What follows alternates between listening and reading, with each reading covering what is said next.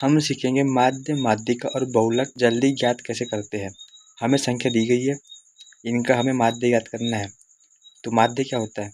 माध्य होता है सभी संख्याओं का योग अपान संख्याओं की संख्या। मतलब इन संख्याओं का योग हम करेंगे, अपान में संख्याओं की संख्या कितनी उसे डिवाइड कर देंगे। तो क्या हो जाएगा? संख्याओं का योग करेंगे तो 70 आएगा और संख्याओं की संख्या कितनी है? 14 है। ठीक है, अब 70 को 14 से डिवाइड करेंगे तो कितना आएगा? 14 5 70। तो इसका माध्य हो जाएगा 5। अब हमें माध्यिका ज्ञात करना है।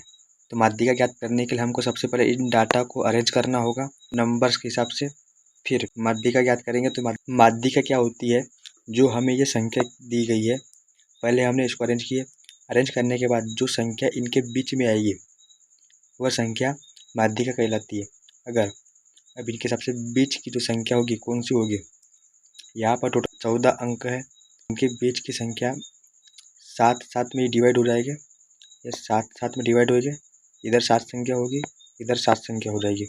तो बीच में कौन सी संख्या आ रही है? ये 5 5 5 5 बीच में आएंगी। जब दो संख्या बीच में आती है तो उनका एवरेज ले लेते हैं। तो इनका एवरेज कितना हो जाएगा? 5 और 5 जब बीच में आ रही है तो इन संख्याओं का योग करेंगे और इनका एवरेज ले लेंगे। तो एवरेज क्या होता है?